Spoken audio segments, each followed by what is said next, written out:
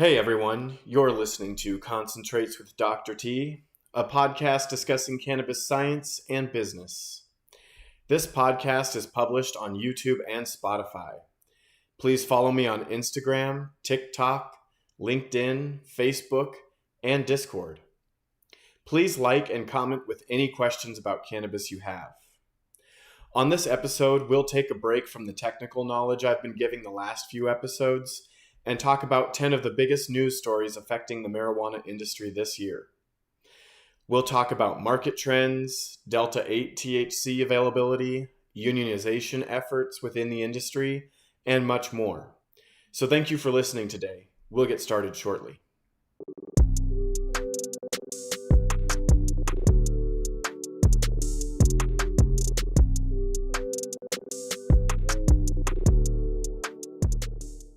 Thanks again for listening to Concentrates with Dr. T.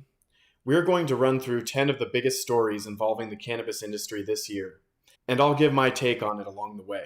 So let's get started. Number 1, the cannabis industry, which once seemed impervious to economic downturns, is now facing a number of challenges. In mature recreational markets such as Colorado and Washington, companies are struggling with falling prices due to oversupply, which is a result of the rapid increase in biomass production in recent years. Additionally, newer markets like Michigan and Massachusetts have reached a point of oversaturation as more businesses enter the market. This has led to a slowdown in sales and revenues for companies operating in these states. As a result of these challenges, companies in both primary and ancillary aspects of the industry, including cultivators, manufacturers, and dispensaries, are cutting jobs in order to reduce costs. However, this may not be enough for many businesses to survive in the long term. Despite these cost-saving efforts, many companies will still fail in the coming year, and their licenses will likely be acquired by larger corporations with deeper pockets and more efficient operations. Only companies that are able to operate efficiently and adapt to the changing market conditions will be able to survive in the market. Another less talked about consequence of this decrease in product sales in these mature markets is the consequent decrease in tax revenues the states have enjoyed up to this point. These market downturns were certainly not forecast in the government budgets, so where will they come up with the hundreds of millions of dollars they once counted on from the cannabis sales? Will they ease restrictions or lower taxes to encourage more sales? Number 2, the cannabis industry is experiencing a significant decrease in mergers and acquisitions activity as the availability of capital has become increasingly scarce across the United States. This trend is expected to continue in the future. In the recent past, there were many large deals in the industry with values above $100 million, but these have become increasingly rare. Instead, most deals in 2022 were valued at $25 million or below.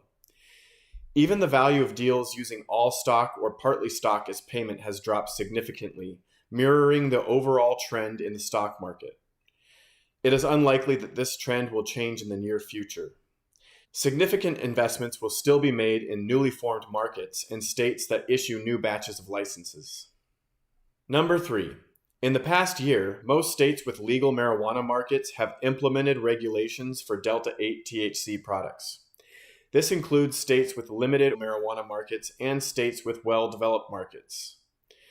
The proliferation of Delta-8 products has caused significant competition for the licensed cannabis industry.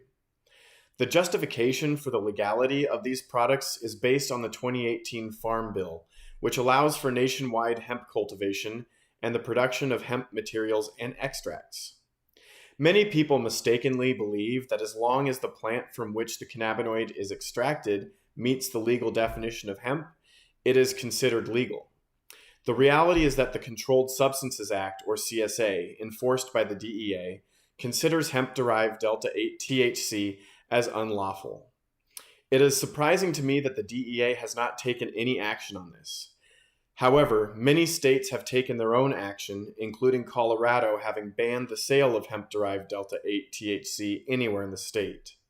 However, Delta-8 THC derived from regulated cannabis plants may still be manufactured and sold through licensed dispensaries.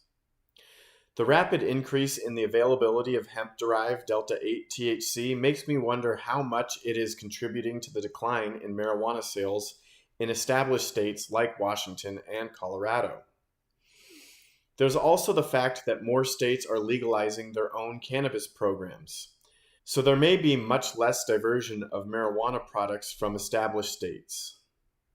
In my opinion, these two factors may actually be responsible for much of the market decline seen in Colorado and Washington, rather than any actual decline in consumer demand like most outlets are reporting. Number 4. The cannabis industry's focus on high THC potency levels has once again become a major concern, and many are hoping that the issue comes to a head in the coming year. This has been a long-standing problem, but it became more prominent in 2022 with testing laboratories facing lawsuits for misrepresenting THC levels and state regulators taking action to fine and suspend labs for violations. Industry experts hope that this increased attention on the issue will lead to a reduction in the practice of lab shopping and an increase in consumer education about the various other beneficial components of cannabis plants. This could shift the industry's focus away from the cannabinoid content and towards the overall benefits of the plant and experiences the products create. If you ask me, it is wishful thinking that this problem will be resolved anytime soon. I have been talking about the issue of consumers' fixation with THC potency and the associated fraudulent laboratory activities for many years. Early on in Washington's adult use cannabis industry, I directed a state-licensed analytical laboratory that measured THC accurately amidst competitors who were more than happy to boost numbers to retain customers. This was a terrible situation to deal with at the time, and although regulators have become more savvy to it now, not every state has taken a whole lot of action against bad actor laboratories. And the damage they cause in the meantime to their honest competitors and the consumers of the products they rubber stamp is irreparable. There are things that can be done to prevent this kind of shady activity from happening so easily, but regulators have been reluctant to put such practices into place. More needs to be done to ensure that the analytical results coming from any given laboratory are the same within acceptable bounds, and that laboratories compete with each other based on their customer service, turnaround times, sample transportation, and other services that don't affect scientific outcomes. Number 5. As the market in mature states becomes oversaturated with supply and prices decrease, an increasing number of growers are requesting assistance from state governments. Some companies in states like Colorado and Michigan are requesting regulators to halt the issuance of new licenses. The impact of these market controls on business success is yet to be determined. To me, this seems like kicking the can down the road for some businesses. Eventually, the weaker companies will succumb, and there's no stopping that. How many other industries require the government to limit the number of business licenses to ensure that the existing businesses can succeed, no matter how poorly they are operated? I don't really think it's a necessary or viable strategy. I mean, you can still open a new and successful cafe in Seattle, despite the saturation of existing Starbucks and other coffee shops. So maybe instead of trying to keep others out, these companies should innovate and improve their product offerings. This would be a much better use of their time and resources, in my opinion. Number 6. As consumers become more knowledgeable, there is a shift in the types of products they are purchasing at retail stores. While flower continues to be a top seller across markets, other products such as vapes, concentrates, and edibles are becoming increasingly popular among consumers. This change is seen particularly among frequent users who are not replacing flower with other products, but are instead incorporating other forms of consumption into their habits. Live resin is becoming increasingly popular among consumers as a standalone concentrate and as an ingredient in pre-rolls, cartridges, and edibles. This is leading to a decline in popularity for distillates. New consumers make up a small percentage of the market and spend less money, according to cannabis analytics firm Brightfield Group. Most sales come from frequent marijuana users who consume multiple times daily or weekly. This trend is expected to continue in the future. Additionally, sales of infused pre-rolls have increased by a multiple of 5 since January 2020, according to data analytics firm Headset. Vapes have also recovered from the cutting agent lung disease crisis in 2019 and are now the second best-selling marijuana item. In response to the vape crisis in 2019, I was involved in the successful efforts in Colorado to ban cutting agents such as vitamin E acetate, propylene glycol, and MCT from use in vape cartridges. I was part of the science and policy work group discussions. I testified against allowing the use of cutting agents in public hearings, and appeared on a local Denver news station to spread the message further. Not all states have banned the use of cutting agents, however, so check your local regulations. While widely used where still allowed, these cutting agents are not necessary for any function and are potentially or demonstrably harmful when inhaled. Number 7. The launch of recreational cannabis in New York may not be able to curb the illicit market, as it is already very prevalent in the state. It is said to be easier to obtain cannabis in New York than it is to order a pizza, and that's saying something. And this year, entrepreneurs have set up pop-up cannabis shops, unlicensed dispensaries, and vans selling marijuana out of their back doors. The state is trying to find ways to differentiate between licensed and unlicensed cannabis companies, but it may not be enough to just put a QR code on a store window. To successfully compete with the illicit market, the state will need to create favorable business conditions and keep taxes low. Merely emphasizing the safety and testing of licensed products may not be sufficient. California has faced similar issues with unlicensed dispensaries and continued availability of black market cannabis. New York could perhaps learn some lessons from California, both do's and don'ts, for how to deal with this.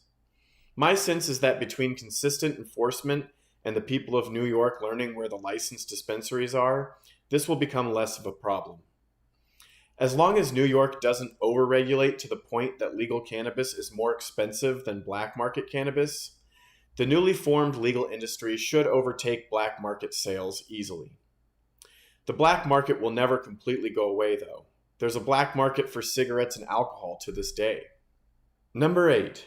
Canadian cannabis companies have been facing financial difficulties in recent years, losing billions of dollars and undercutting competitors with the assistance of large amounts of investment funding.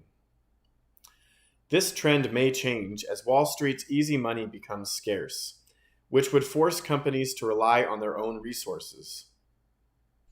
Despite the overproduction of cannabis in Canada, the inventory may peak and start to decline in 2023. Additionally, some cannabis retail stores have closed in certain provinces, particularly in oversaturated urban areas.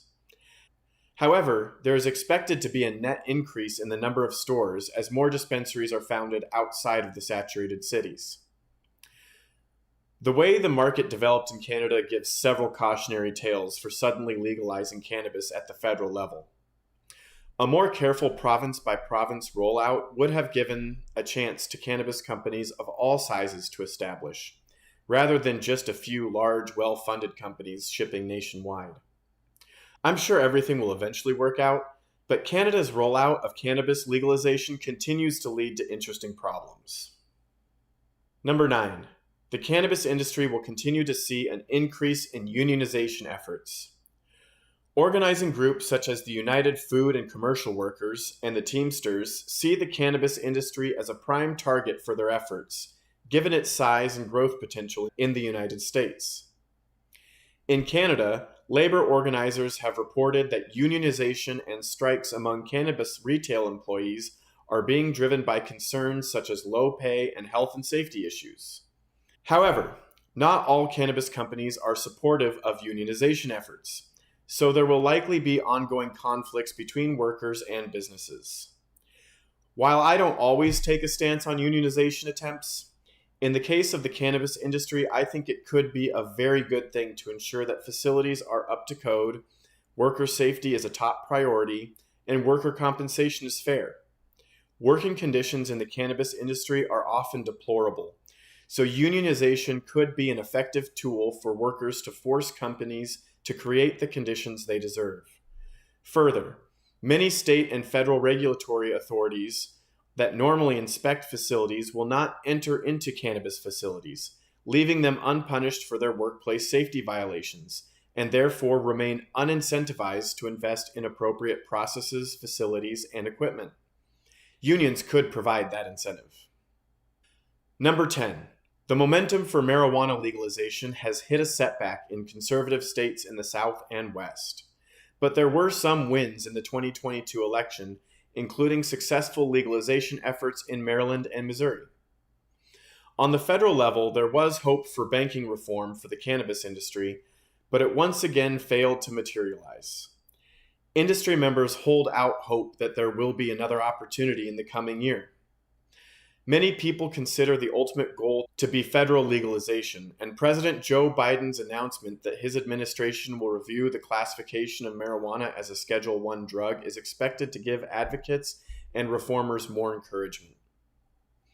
It is unlikely that concrete action will happen anytime soon. And quite honestly, there are many advantages to allowing states to legalize cannabis one by one. One benefit, for example, is that each state tries its own set of laws, rules, and regulations so that the federal government has a chance to learn what works well and what policies are counterproductive. It is also worth keeping an eye on states that did not legalize marijuana through their legislatures in 2022, including Delaware, Kansas, North Dakota, and North and South Carolina. Voter support for marijuana legalization increases every year, so it is likely that future attempts will be successful. Well, that was all I had to share with you about the big stories impacting the marijuana industry as we enter 2023. These stories will remain important throughout the upcoming year, and I'm sure I will be giving updates as things inevitably continue to change in the cannabis industry. So thank you for listening to Concentrates with Dr. T. I hope you enjoyed this episode, and please join me next time. Peace.